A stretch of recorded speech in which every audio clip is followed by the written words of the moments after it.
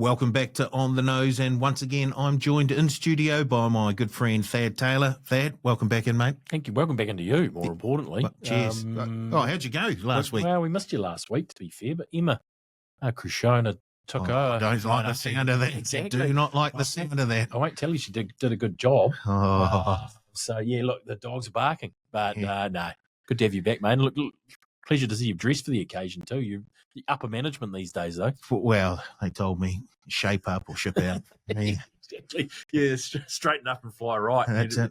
First time in 20 years you've done that. But anyway, good to have you back, mate. Right, last week on Saturday, of course, we had a couple of domestic thoroughbred meetings, one up north at Ellerslie and one down south at Riccarton. So why don't we start with Ellerslie, an 8-race card there. And race 1 was taken out, for the juveniles, taken out by Harvey Warbanger. Yeah, good win. Good one, this. Was solid in the market. There were 2 favourites here, Sword of Stars and Harvey Warbanger. And Sword of Stars eased to around 290. Harvey Warbanger just out of turn from 240 to 260. So that held most of the money. I'll get there. Mm-hmm. Sorry. And, it was a small win, only for the fact that Shambo Jack for Stephen Marsh was extremely well spruiked right throughout the day. It was minus around 60 or 70,000 Shambo Jack and was 6 into 340, led them up and didn't fire, to be perfectly fair. But it was a great ride from Jasmine. Shambo was sort of walking them, maybe going too slow. You know how that can happen? I don't know. But Jasmine took off down the back there when she wasn't happy with the tempo and then sat outside leader. And that was the winning of the race, really. And, well, maybe Harvey was just too good for them too. Looks progressive. But it was a small win due to the fact that Shambo Jack was 6 into 340. We won on 6 of the 8 races at Ellerslie on Saturday. Paul, did you know that? Well, we'll get to how we fared overall in a moment, but I'm guessing 6 out of 8. That's pretty good by the bookies. Yeah, 6-2 to the TAB. So that's fantastic. We'll get to get all the nitty-gritty. Versus 2 races where you lost. That's it. Exactly. And that was number 1, race 1. Harvey Warbanger, small one, plus 10. Race number 2, it looks like the favourite just got beat Vicky's Last Call by Novak. So I'm guessing another one for the bookies there. Yeah, it was, although they nailed this market. They climbed into Vicky's Last Call, to be fair. And look, she did well. She sat outside leader and she boxed on really strongly. And she was minus 80,000, 5 into $3.60. But the horse that beat her was 18 into 11. Novak. But one of those ones where the move sort of gets swallowed up by the amount of money on the favourite. And it was a wide open staying event, so there was money on a few of them. Novak was a mover at Topor when it was beaten by, I think it was Pacheco there. And they trekked it off down to Waverley to run in an open handicap. And it came back to a 75 here at Ellerslie and was a mover again. So back in its grade, it's been a mover. And the run at Topor was very good. The run at Waverley, we heard from the trainer, you could put the line through. But a mover at odds, 8 into 11. I don't know if it wasn't the hot runner, but as I said on the day on Saturday, there were only 2 market movers in the race and they quinelled it. But it was plus 50 for Novak after Vicky's Last Call took all of it. Right, 2-0 to the bookies after 2 races.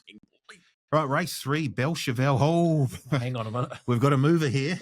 We've got a significant move. Yeah. I'm guessing this is one of the races that the punters picked up. Yeah, you're not wrong. Not wrong. When they picked it up and dropped it. Around Belchevel. Gee, I reckon odd setters would have won this price back. For a few sorry gentlemen round the corner when Belchevel romped in. Opened up double digits? Yeah, you could say that. 16, and I'm being generous 16 because of 8% deduction off $18.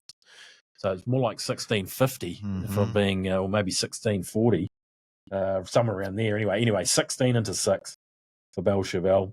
Now she's now joint favourite for an Oaks. She's in consideration for 1,000 guineas. Don't know what they do there, whether it's come up a bit quick. But certainly with the Oaks. She looked very good.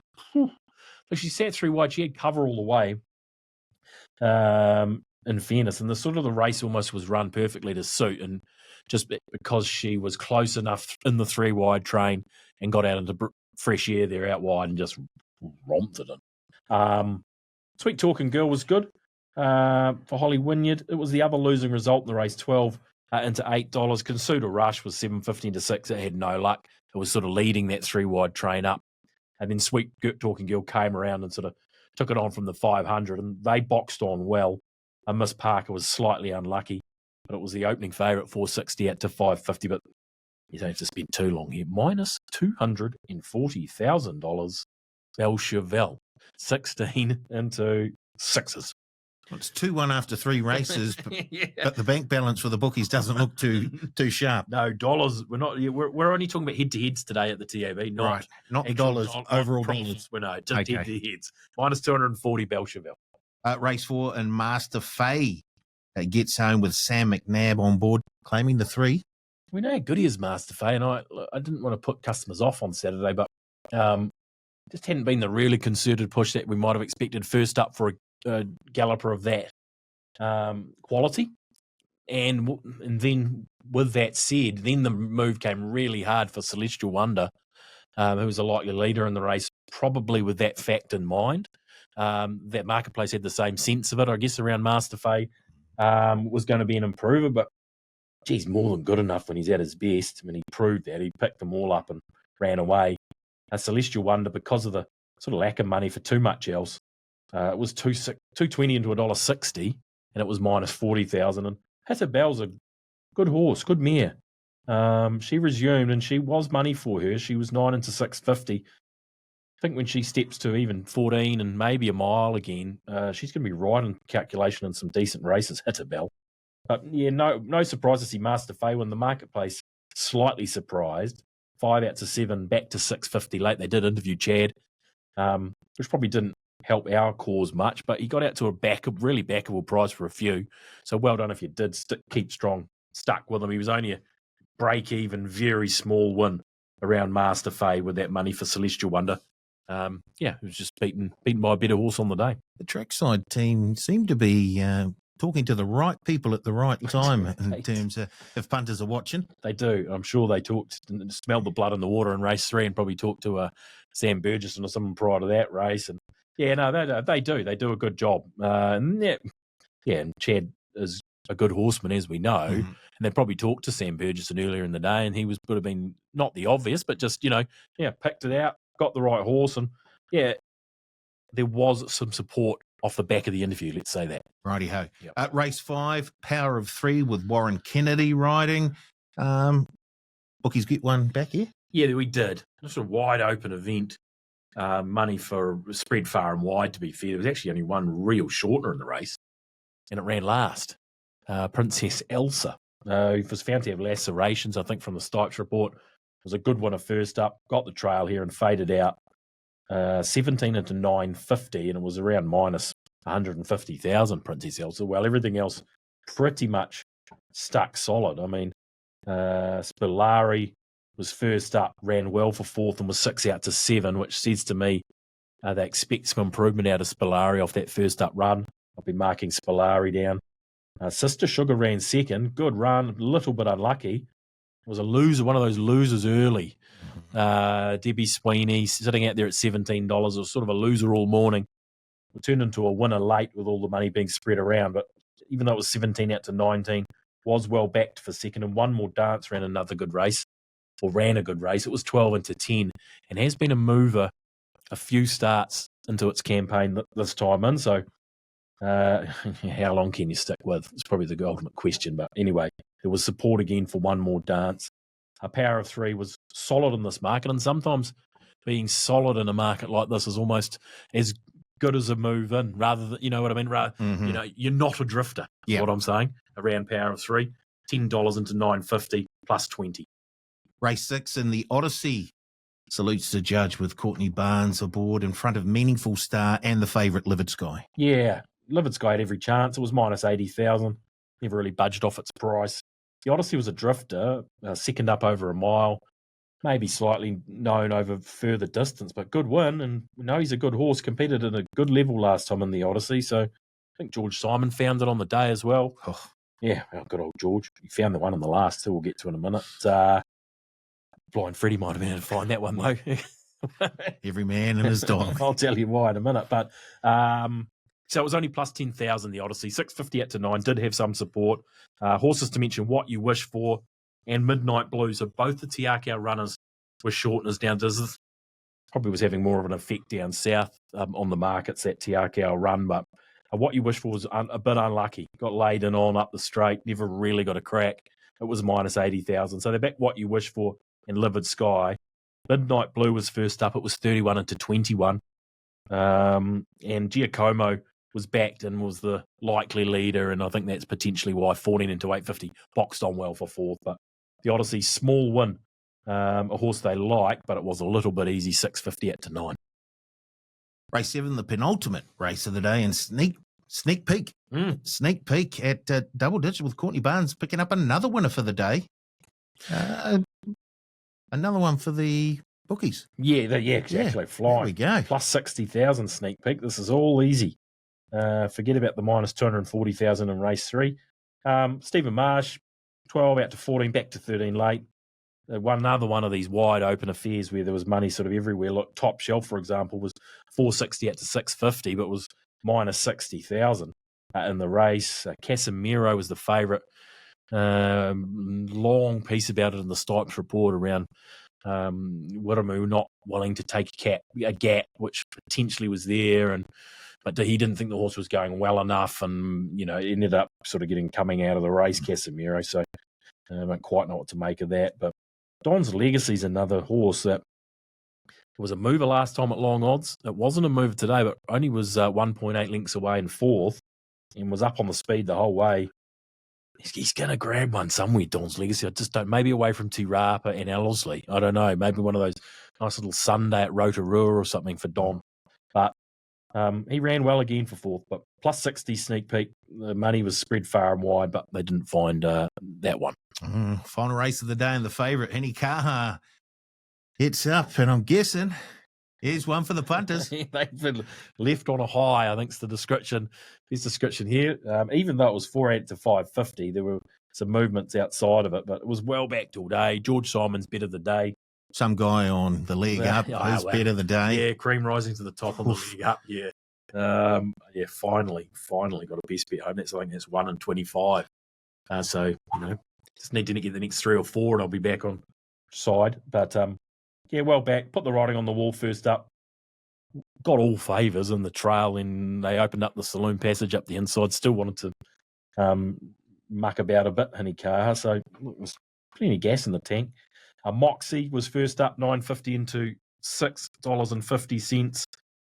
Don't get fooled, maybe to back it the other way around. I'm not going to. Okay. It won at Ellerslie on debut, took it to Tirapa, failed, and then they all dropped it, and then back to Ellerslie and won again. And then it was first up at Ellerslie, ran a bottler. Well, I'm hoping they keep it at Ellerslie, basically, if that's a possibility. Right. Yeah, I don't know. It's a theory around them. Maybe it's stupid, the left-hand, right-hand thing with Moxie. But anyway, he's had 2 wins at Ellerslie and a very good third and one failure left-handed. First dance, 18 into 10, ran well. And Leroy Brown, the marketplace said they were going to be positive because it was 35 into 23 and he led as he can do, Leroy, and boxed on very strongly for second, but minus 210,000 Henny Kaha in the last. Right, so bookies 6, punters 2.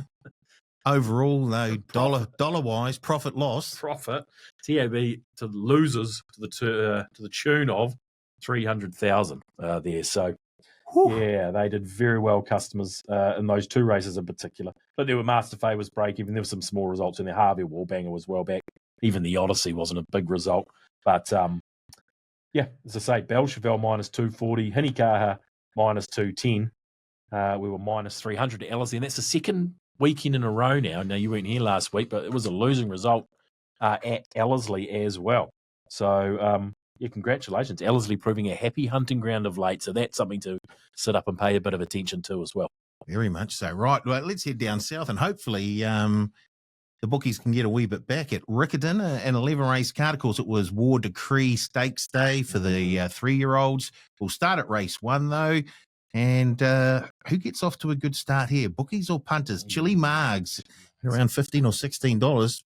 Yeah, It was us, 12 out to 21, but wasn't a strongly backed race in terms of there were a few favourites and the money was spread and no one was quite certain. Villasante and Noivern both shortened in the market and ran second and third, and I think Swoomy Swan ran fourth. So the 3 favourites ran second, third and fourth, but not a lot of confidence from anyone in the marketplace, to be honest. Chili Margs was 12 all the way out to 21, but was only plus 20 race 1.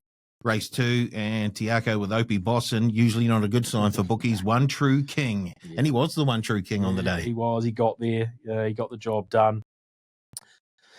We opened him quite short. I say quite short, $2.80, quite close to Kid Got Gears.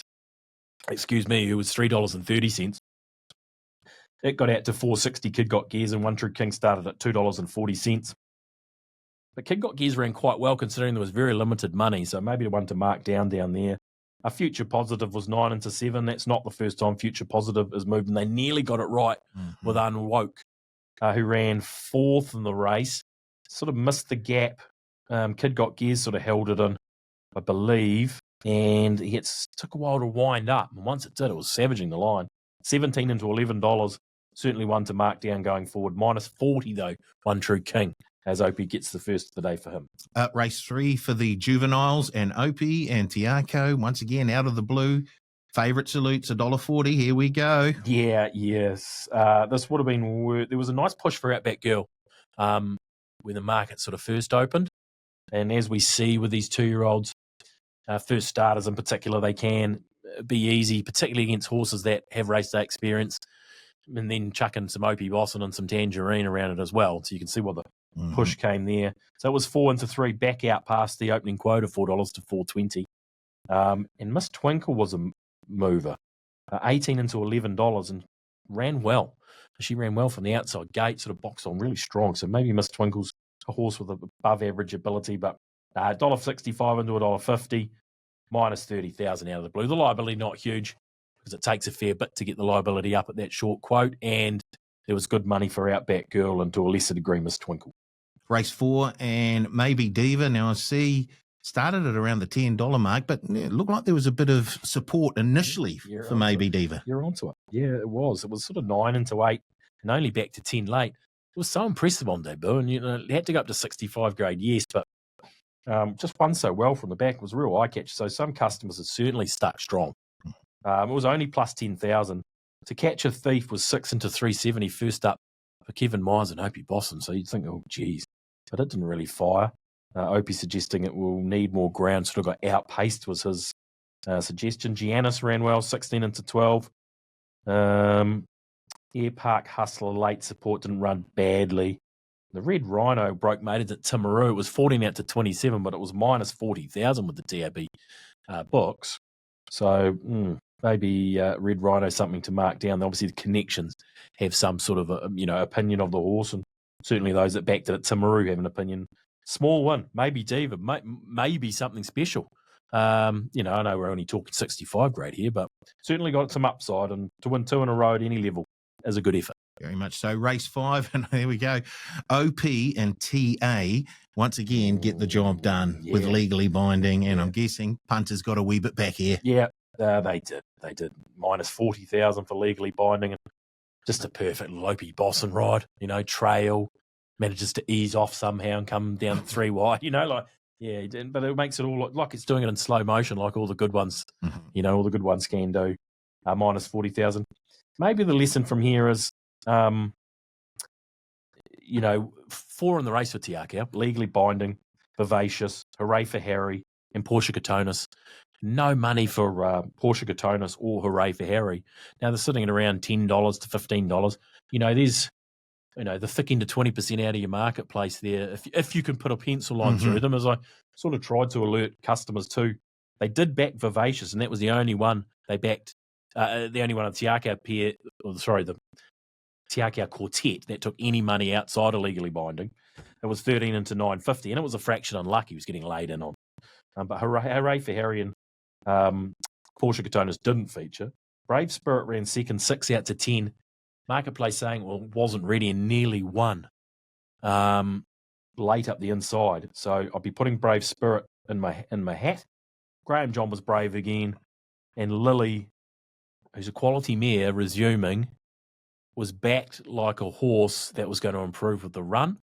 And in the Stipes report, Lucky and Trainer believed it would benefit from the run.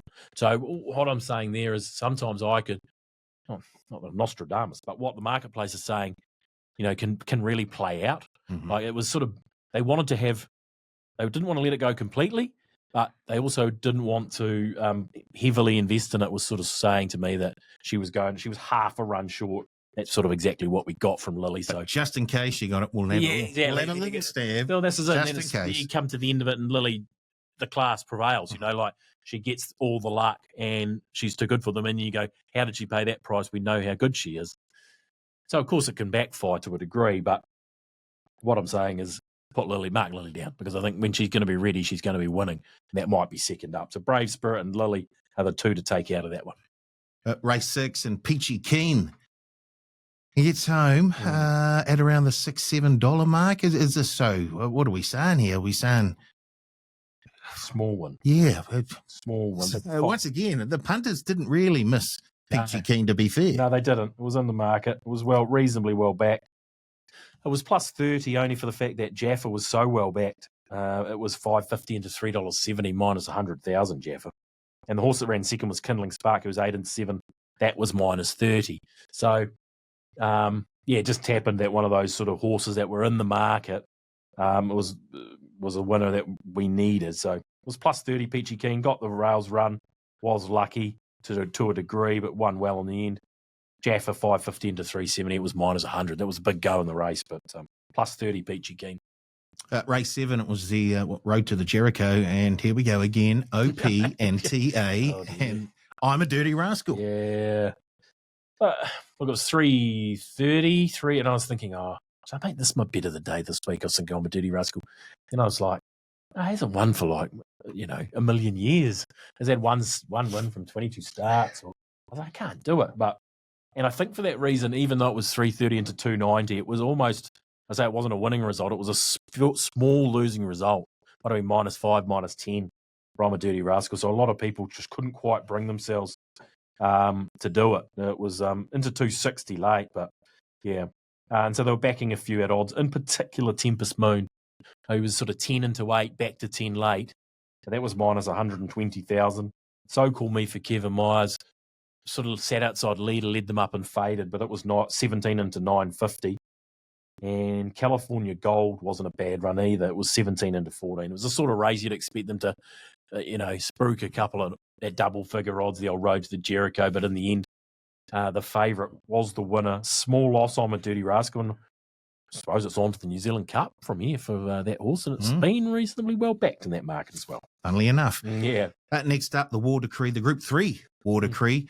And Origin of Love wins. The stablemate War of Silence comes in third. I'm guessing that War of Silence was very popular, and they were separated by Professional Lad. But Origin of Love for Tiako, once again, they had a day. Yeah, they had a day. They sure did. And look, in this marketplace, really was dominated by two horses, and they both shortened, and everything else basically eased. And as much as War of Silence came in, Origin of Love sort of followed it, and so they obviously knew, and she was well backed in the Barneswood Farm, and maybe was slightly disappointing, but obviously has ability, and they just didn't want to let her go completely. In fact, she was 4.20 into 3.20, but War of Silence was 2.20 on $1.90, and ran a great race considering got trapped 3 wide. Yes, the speed didn't look on paper to be overly strong, but Opie wouldn't do. He didn't panic. You could see he just was going to try and relax it as best he could. War of Silence out there. And it boxed on strongly. Professional Lad, when he gets back to maidens, it's going to take some beating. It was 11 into 10 out to 13 late with the push for Tiako. Ran a good race. And Shoma sat outside leader. Don't know if that be the way they'd want to be riding Shoma, but Marketplace knew to a degree. It was 7 out to 12. No money, but it was plus 60. For Origin Lovers, as you rightfully say, the bulk of the cash was on War of Silence. Where are we? Race 9 now, and spot on time. I'm guessing that nose may have been a wee bit of a swing in terms of profit and loss. Spot on time, just beating Cluedo Lane. Yeah, Cluedo Lane. Up along the rail too, wasn't he? Yeah, I think he was. I'm not going to attest to know too much about Cluedo Lane. I'm not going to sit here and pretend I'm a Cluedo Lane aficionado. What I do know is spot on time was minus 40,000 for the TAB. It was 3.30 into 3, back to 3.60, back to 3.30 late. So well backed, and Stony Brett was the other one. this was a market without a lot of movement, to be perfectly honest. They sort of focused in on the two favourites. I was all over Stony Breck for the leg up versus the form punting comp, and Opie decided to leap off at the start, which was a shame because I think he would have been competitive in the race. But anyway, spot on time, 2 in a row, onto the TAB mile. Now you would think it was minus 40,000, so customers made a good fist of it. Race 10 and Sir Albert with Terry Ray going back to back. Sir Albert, $3.40. A little Terry Ray double in races 9 and 10. This is the mile trial. What am I talking about? What was race 9 called? Can you tell me? Race 9 was the mile trial. Oh, what's race 10 then? That's the spring handicap classic. It's a classic. Yeah. Oh, yeah. So I was right. Yeah. Sir customers. Sir Albert, 4 into 370, minus 50,000. Look, Incognito was 650 into 6, minus 40,000. I think they did Quinella it, didn't they? They did indeed. Yeah, Sir Albert's been great. I mean, he was super. He was good first up. I think he was better again here. So they've got to be excited with what he's doing. Matt Scott ran third, and he was 9 out to $14. And I mean, there was a little bit of money from our customers because they love the horse, and he runs well. He has run very, very well down south. Yeah, he has, and he's a quality horse. And I'm just thinking they might have him ticking over all right because he ran third with no support late in the market. 9 out to 14. So, yeah, I'll be just keeping tabs on Matt Scott. Wouldn't let him too far out of my sights. They backed 2 roughies in the race, and they were both sort of missed the start. Stolen Magic was around 23 into 17, and in Vegas was around 21 into 12. Vegas blundered at the start, and then was 3 wide the entire. So, respect the move. And Stolen Magic lost ground at the start as well, and that was a little bit of a move. So, maybe in Vegas in particular, if it gets a bit of luck and a better draw, you can start with them. But Sir Albert minus 50,000 there. Yeah, impressive one. The final race of the day, and it looks like the bookies get a wee bit back here with If in Doubt Dance at around $25, the Billy Goat, and I think around $19, $20 fixed. Yeah. So they're almost the get out stakes for us. Plus 75 for If in Doubt Dance was the horse that we don't often win on, but we had Opie and Tiakau in the last, which took all the money, and Shockabella. Not a lot about her in the Stipes report. Looked to have its chance and just didn't quite feature, so second up, but it was minus 150,000, 5 into 340. Take On, Kevin Myers was 19 into 11. I think it ran third. Mm-hmm. And Zidane for the Stewarts was 16 into 11. It ran fourth. So they're the two they backed at odds, which did feature. So they can always be worth noting down, Take On and Zidane, but plus 75,000 to end the day with If in Doubt Dance. So overall down at Riccarton, did the bookies make a wee bit back? No. No, we didn't. Wow. Jeez, it's out the agony in your voice. Minus 41 True King, minus 30 Out of the Blue, minus 40 Legally Binding. I'm a Dirty Rascal, small loss. And Spot on Time was a small loss. We had Original Love and Chili Margs to a degree, and then the one in the last. So it was about minus 30,000 for the day. After Ellerslie, you'd take that. It's a good result for us at the moment. Yes. It's 2 losing Saturdays in a row. So I'm away for one Saturday. They're on a roll, Paulie. Unbelievable. Yeah, they're on a roll. So, yeah, well done. Ellerslie in particular has been a happy hunting ground for our customers. So, as I say to you, that is worth noting down. Fantastic. Right, that's it from myself and Thad. But we'll be back again in the not too distant future with another episode of On the Nose.